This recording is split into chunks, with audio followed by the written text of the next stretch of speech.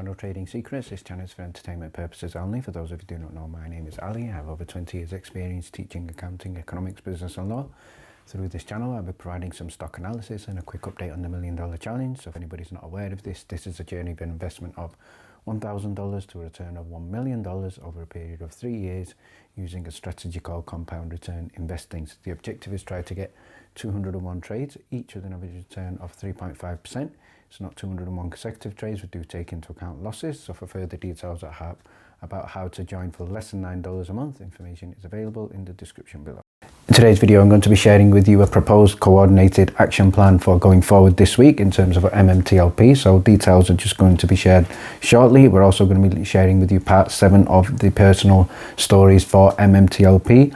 And before we make a start, let's have a quick look at what's happening in the market. So the first headline here is why the market's FOMO rally stalled out and what will decide its fate. So we have seen a general positive momentum, but close of week on Friday there was a small decline in some of the stocks, so the markets are still a little bit edgy. So if we continue with the article here, we can see the angle from the bulls here is obviously there is potentially room for the stocks to continue their rise as well, with regard to institutional investors and hedge funds playing catch up after shorting the stocks last year very heavily.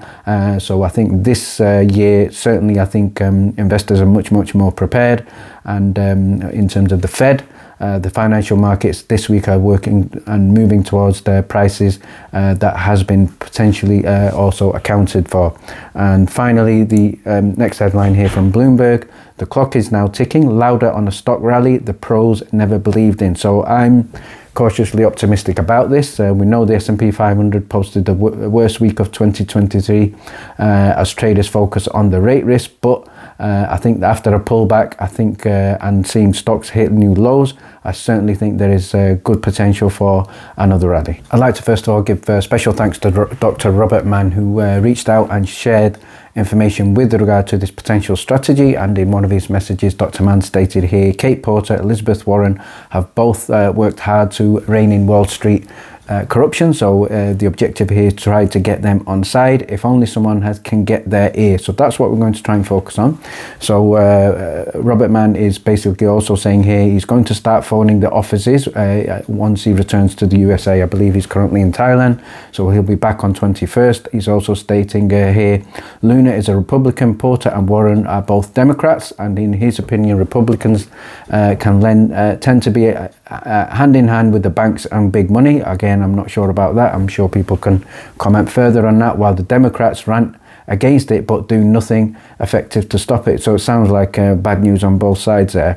And he's obviously confirmed that by saying here, we have a dysfunctional species that somehow stumbles and staggers along towards our destiny, which appears to be annihilation and possible extinction. On that happy note, I don't think that's a happy note, but I certainly understand the sentiment here. I think the system is broken. I think the system needs to be fixed.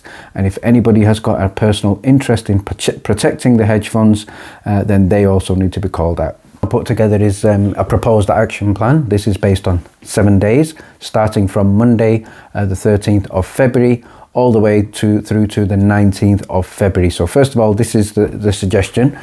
So what Dr. Robert Mann did state is that if we work together in a coordinated approach, similar to what was suggested by Hamtheshortlkiller, we will unite, fight together. There is strength in unity. So here's the proposed plan.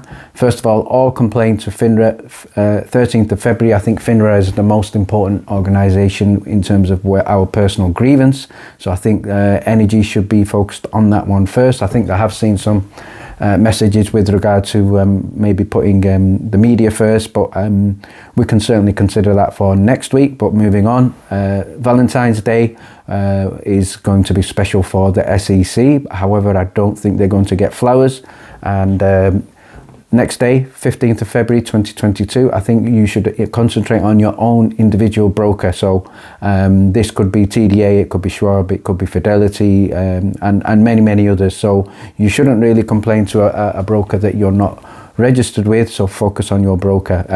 Again, Syntax did make a prominent visit to the FBI, so I think the FBI can also chip in here with information regarding complaints. 16th of February for them, and the reason why we've included them is in terms of Madoff, it was the FBI who arrested him, brought him down because the allegations were criminal charges. So that is something that we can certainly work towards achieving as well. Number 5, all complain to the IRS. So we know the IRS are going to deal with potential tax fraud, and if the shorts do not close their positions, there is a potential avoidance of tax, and that has to be investigated. It is the SEC rules. They must have infinite risk. They must close their positions and then pay tax on any profits.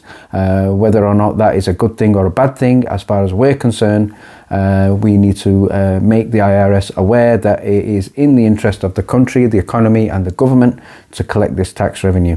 Number 6, all complaints of media outlets, Fox, CNN, National Press, etc. That's on the 18th of February, and I think I'm going to prioritise CNN first of all. And number 7, all complaints of legislators, politicians, and these have been suggested by Robert. He's talked about Katie Porter, Ron Wyden, Elizabeth Warren. Katie Porter is currently running for Senate, and she is allegedly a dynamo. So she hopefully will be targeted on the 19th of February. And the other thing I'd like to clarify in terms of what we're also going to do in our approach, you'll see here, I have shared in the post contact details for FINRA, the SEC, Katie Porter, Washington Post if we want to focus on them as well, and also Ron Wyden, as well as that Elizabeth Warren. So this is all special credit to Robert, Dr. Robert, for providing this, and in the tweet I've also shared in terms of a thread the links to each and every area of complaint. I'm now going to finish off by sharing with you part 7 of our personal MMTLP story. So these were collected on a Google form, and these have also been passed to Erin, who is currently having a look through them. So let's have a look at the first story, and this one is from an individual investor who bought Torchlight in the hope of supplementing disability income. He was then diagnosed with brain cancer 2020. It was supposed to be supposed to be a dividend and not a tradable stock. So Wall Street crooks got hold of it, changed the rules. Goal of this was to provide resources to the young family in the event of this investor's early death. So 100% agree, the rules were changed. The dream appears to be eroding. Certainly hope not. This has been an emotional toll for me and my family. Obviously, we do sympathise here, all of us. Surgeries, chemo, radiation, and he wants help in restoring faith in the financial markets for the little guys before he passes. Time is limited, and I know there are other similar stories to this as well, and we certainly will not give up this fight for change. So story number 2 is a person who had 5,400 shares from Torch when it was starting to trade at $1. Lost almost everything 2022, so this was a last chance to make a comeback. He was excited at $12, but obviously didn't sell like almost everybody, including myself, because he knew the shorts had not covered.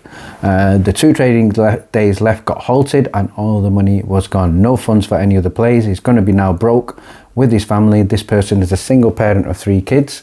He's currently going through sleepless nights for the 2 months, worst period in his life ever, suicidal thoughts, worried for the 3 kids if he passes away.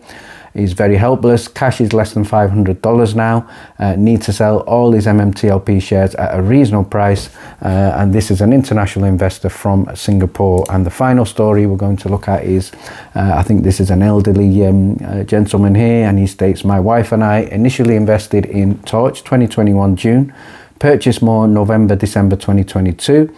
The halting and denies and trading denying us our rights to sell. FINRA is denying the family much needed help. So the person planned on making an offer for his mother's condo when the lease was up, rising rates in Florida and making this much more prohibitive for her to renew the lease. He's also got an elderly aunt who's in the direct path of the Hurricane Ian, which was recent. Damages are currently more than the value of the house, and getting anything from the insurance company is impossible without an attorney. So that's quite disappointing to hear, and I think that is a shame, certainly for insurance policies. They take your money easily, and they should certainly pay out. So I am quite astounded by that. And he goes on to say, My wife and I are recently retired. The additional income certainly would have helped with his expenses. They're currently in limbo at the mercy of corrupt financial agencies. So we all demand justice. We all are now hopefully coordinating a united fight against all the authorities, and we are not going away. We are not giving up. And finally, have a look at the post. I will share all the links in the description below. So click on those links and make your voice heard according to the day.